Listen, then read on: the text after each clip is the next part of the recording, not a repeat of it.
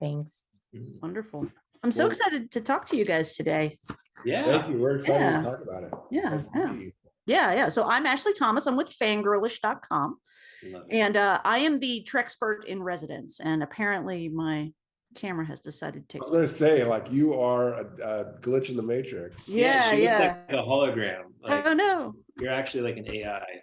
Apparently so. We can do it dark. All right, there we go. Better.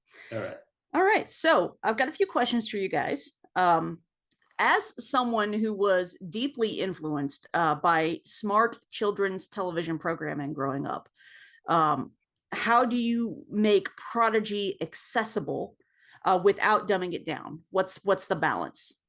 I think there's a couple secrets. It's have real stakes. Like, the stakes should be real. Don't have Keystone Cops who slip on banana peels. Don't make it easy for your kids. Let them rise above. And I also think, like, with science fiction, there's low-hanging fruit that's very easy to do, like episode ideas. And I think we're constantly trying to push ourselves and really trying to find really imaginative, interesting science fiction concepts to play around with. Do you find the bringing Trek to a younger audience, is that more or less challenging than you expected? Here's what's most challenging is that we want to do that, but we also want the adult Trek fans as well. We're trying to go for everyone. I will say it's enjoyable, though, in the sense of the ideals of Star Trek are really fun to introduce to kids because they're so important. I mean, I shouldn't say fun, they just feel like weighty, important human ideals that we all should have. So we feel very honored to be able to do that. Yeah.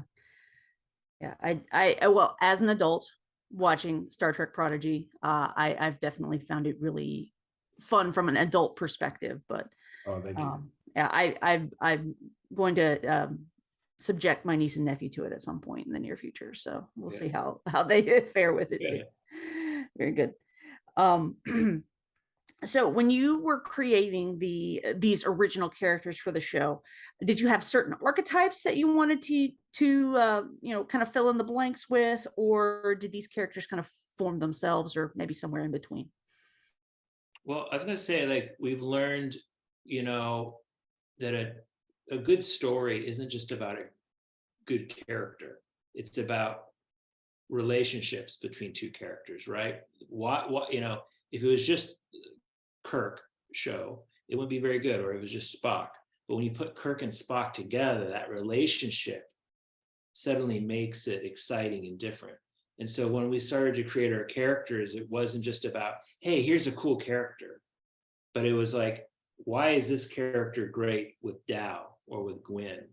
But also in terms of the show, like, Star Trek is usually known for the best of the best are on the bridge crew. And now we're like, well, who's the worst of the worst? Who has room to grow? And what about a science officer or a security officer who doesn't like to fight? Like, that's interesting. Where does that person go? So that's one way we look at it too. Do you all have a favorite character? Stuff. No, I can't. I love. Gwyn is up there, always up there for us. But they're all our favorites. These are like our children. So I guess, Like when I watch, every day I'm reviewing animation or animatics, and I constantly laugh and smile at Rock Talk. Like Riley as Rock Talk just works. It's amazing. Yeah, I mean, I grew up watching Riley's dad as Rocco on Rocco's Modern Life, and Rock. Yeah. Oh, dude, I didn't even think about that. That's cool. Yeah. Yeah. No, loved it. I have a big soft spot for Rock Talk. I just love the idea of a little girl being your tank. She epitomizes too the idea of the show of a child on a bridge. Can they do it? Yeah. No, that's really cool. Very cool. So Prodigy has this huge team of really fantastic writers. So tell me more about what does the writing process look like? Well, we started off, especially with season 1, it was a brand new show and we're still trying to figure out what it is. Dan and I had the concept down. We kind of knew where we wanted to go. We knew what episode 20 was, and what we're building toward. But we talked a lot about, why we love Star Trek and what is it? What are and the greatest hits? We wanted to introduce a new audience to Star Trek. So like, what are some of the best episodes of Star Trek and why are they great? And we tried to like introduce, not copy them or anything, but at least be inspired by. Well, to have a board, like we couldn't do we had to have a board. Borg episode, the Enterpriseians episode, yeah, is Mm-hmm. And then so we started off with the room. It's a very collaborative experience, I would say. Every show is different. It's not like, hey, go off and just write your show and we make it. We work as an entire room to build an amazing outline.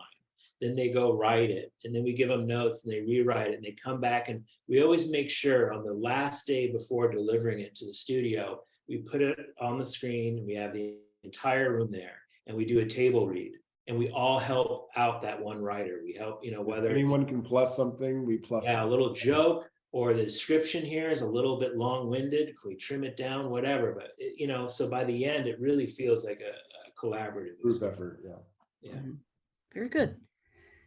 So each medium that Star Trek is in, be that a TV show, a film, animation, a comic book, they've all got their own benefits and challenges. So what are the benefits of doing Star Trek in animated form? I think the benefits are being able to be earnest with the core lessons of Star Trek and be proud of them. I think it's harder to do for a show that's been around for a while to hit those classics without an eye roll, whereas we are like, we're teaching a new generation. So those classic concepts are I don't know. I think that's something there that I like that we have. And with the animation, your imagination's the limit. I mean, we can do some stuff that's probably a little bit too expensive to do in the live action shows, so that's a lot of fun. Mm. Do you have like, excuse me, a favorite alien or environment that you like to use in your stories? I would say no to that, because the way we like to do stories is, how do we surprise someone the very next week? What's something new? So I think we never get stuck in one thing. We like the variety and the diversity of it all.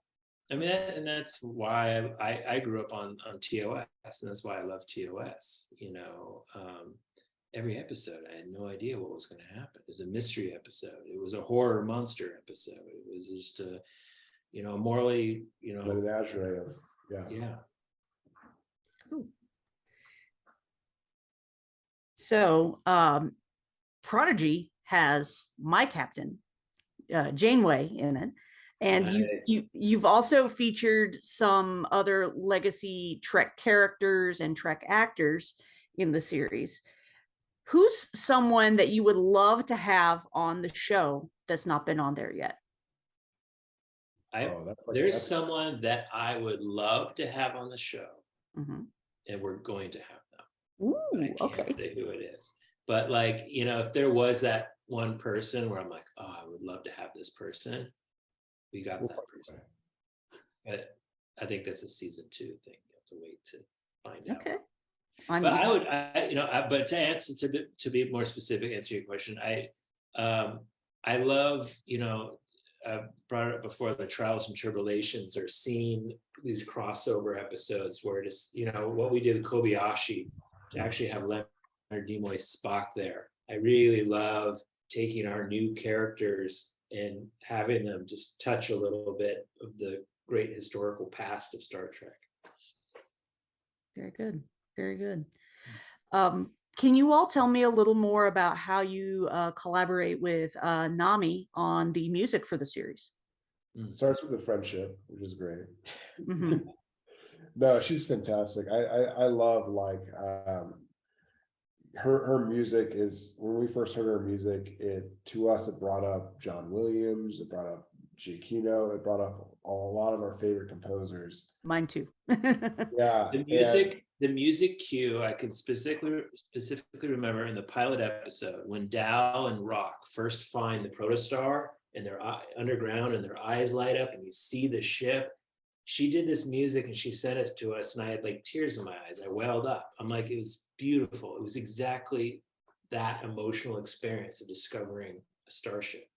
But I say there's a lot of conversations too of like, I think we're very invested in music. And so every time you have something, we'll always have notes because I mean, it's a subjective thing. All of our work is great, but we're always like, hey, can you push this up? Can you, but music, most of the time, like she's nailing it every moment. Music is so important to telling a story. And so we were like, we made sure right away, like we needed to keep a budget to have live music. Like that was so important to us, you know, even if it at the expense of animation. That was Giacchino who made up. Giacchino was like, you guys can do it. Like we thought it was outside of the realm. He's like, no, there's a way to get a 50%. Yeah, I thought we would have 4 live musicians doing like I thought our soundtrack would sound like Lost, you know what I mean, which is one of my favorites, but it's a very small, intimate score. And I'm like, that's probably what we're gonna be dealing with. He's like, no, I think I can get you 50-part orchestra. And I'm like, what? Yes, it's gonna be big. That's awesome. Yeah. Well, I think we're almost at the end of my time, but can you guys real quick tell me who's your captain? Janeway. Yeah, Janeway. Janeway. And honestly, Kate